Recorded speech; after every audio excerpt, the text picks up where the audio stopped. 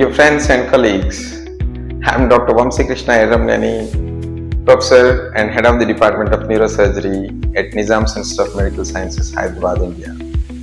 I am delivering this message as the first privileged secretary of the chapter of ISUBE, that is for South and Southeast Asia, for promoting the UB activities and as well as coordinating various academic activities, training programs and exchange programs.